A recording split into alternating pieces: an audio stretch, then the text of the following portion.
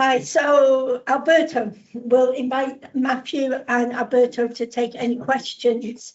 Any questions? Thank you.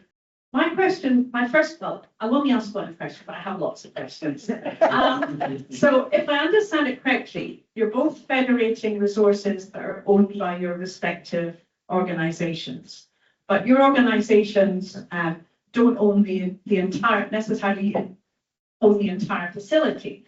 So you will have a situation perhaps where somebody who's using a system as a national user and somebody who's using a system as an EGI or a Euro HPC user accesses it a completely different way. So I'm interested in user acceptance. I can see that the federation is great for the service providers, but is there actually a benefit for the users if they have to access the same facility in two completely different ways, and how are you going to manage that? You can start. Yeah. It's all to do, I think, with policies, establishing what the policies are, who your services are for. Are they for your immediate users? Are they for users outside your organisation? I actually take your point that it is potentially of limited usage for the end users to actually use a federation. It's more for the help of the providers. For example, a provider, if they're providing a service to one group of people in one country, by joining a federation, it could potentially make it accessible to other users in other countries that they wouldn't otherwise know about it. So yeah, having the ID in place means that you can have checks to say, are they eligible or not to do it, depending on your access policies. Did that answer the question? I'm just thinking about implementation for us, and you know, particularly whether it's going to be welcomed by users. So we don't just have a project that's thinking, well, this is all really great, but you know, what the lessons you've learned from the next steps. Well, I have nothing else to add, just that the Austin entities, in our view, they know best what's best for their local users and so on. So we have also different kind of approaches. For example, from our side in Lumi, we will move to the federation platform because we see that that's a plus for everybody, honestly. Other Austin entities, they see also that as a benefit for themselves.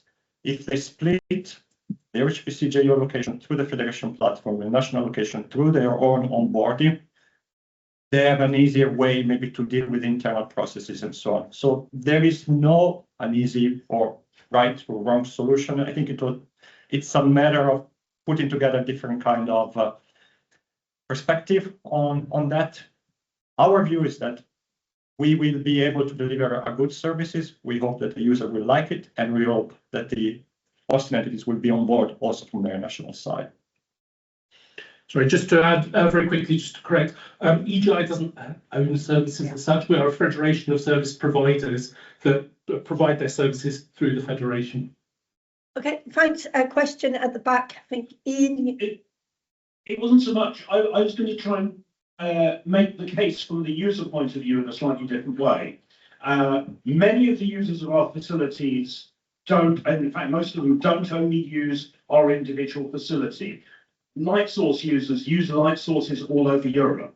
If the access to those looks similar, or the compute resources coupled to them look similar, it's easy for those users to move their work from one to another. And that's really, really valuable for users. And Matthew, the other point about the services, I think there is a way where actually when you think about the glue services, EGI kind of owns the glue services, but you don't own the resources behind them. And that's the really, really important distinction. And your branding on the services is super valuable because, again, they provide consistency for users trying to do different things in different places. Absolutely. Okay, thanks. Go ahead. Thank you. My question is, how do you deal with strong governance constraints that come down from, say, a HPC funding body, such as location or institution or whatever base constraints on who can use that resource, especially when it requires large amounts of contracts for individual users to use that resource? HPC, yes. No, that's a very good question.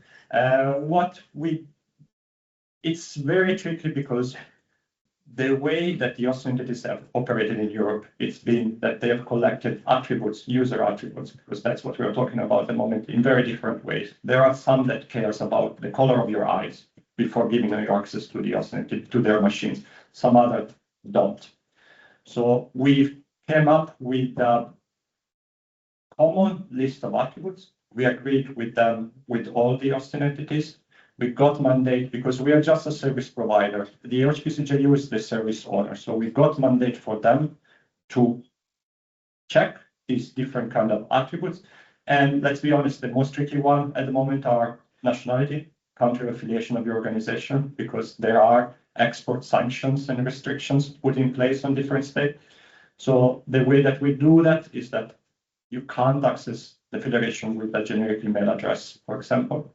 It needs to be linked to your own organization with a guest IDP and identity provider. And with that, through my access ID, we will vet with a passport or something similar if it's already provided by the IDP, and try to do our best from that point of view. So it's a very tricky one, honestly.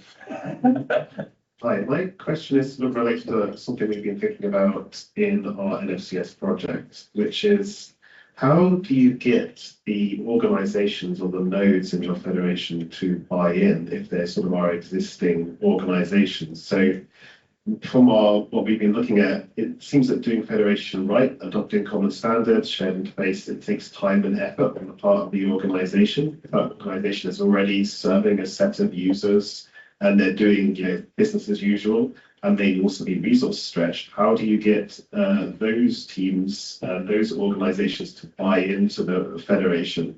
I mean, you can argue that the transition after a federation, things will be easier, things will be better because some of the things you're doing are taken off your plate. But actually that transition to federation is like an activation energy barrier. You have to get over it to get to the sort of promised land of federation afterwards. So I wonder how you sort of manage that. So from my perspective, I think one easy sell are the federating services. The fact that by joining the federation, you do not have to implement all of the things that should be there. Security expertise is hard to come by.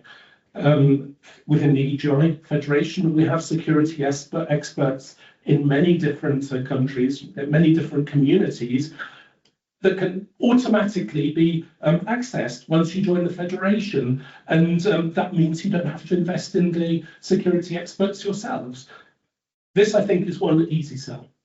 If I may just... Yeah, go ahead. Yeah, that's absolutely the service first thing first. For us, it's also the point that the JU owns of the machine. It's mandated in their Austrian agreement that they need to collaborate with the federation platform. And which, I mean, it's very, very broad what that means. We have tried to set up with a collaboration agreement. We are talking about consortium agreement. Yes, we have collaboration agreements, and we've involved them in the development of the platform as well. In addition to that, part of the contract is also resources allocated to the Austrian entities. So they get something from us to deliver what they should, basically. So there is also that. So.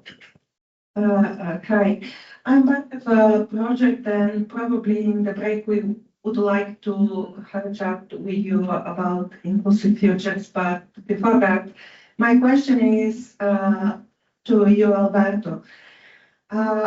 It seems the way you both are talking, federation is pretty much from the side designed from the side of the providers. What happens with industrial users? And here I don't mean the big entities with necessarily existing research interests, but the SMEs. And how comfortable they would feel to engage with you, and have you thought at this moment, because obviously you didn't start, so.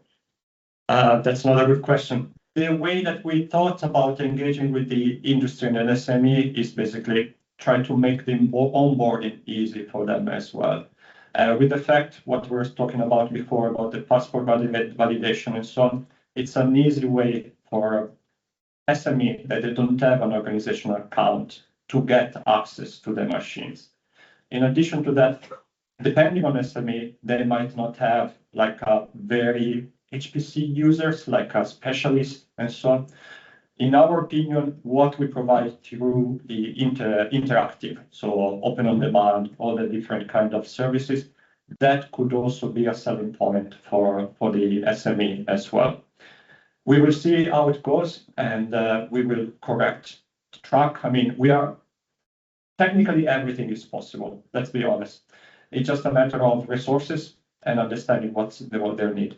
At the moment, the current plan for our federation is what was asked by the HPCJU, so we are answering those questions, but we are more than willing to expand our services to answer the needs of industry, because, I mean, let's be honest, a researcher will continue to use the services, but we should get more and more from that side as well.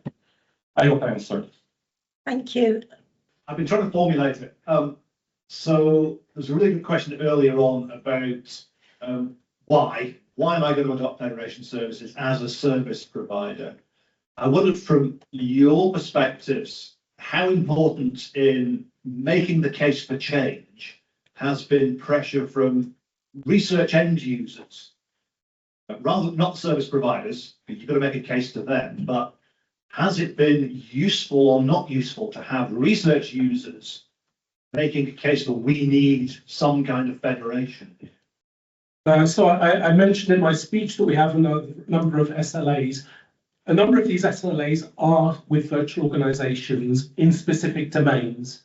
These represent end users. End users come and say they need these facilities, they need this amount of storage, this amount of computing power, and the organizations they come from, they don't have it.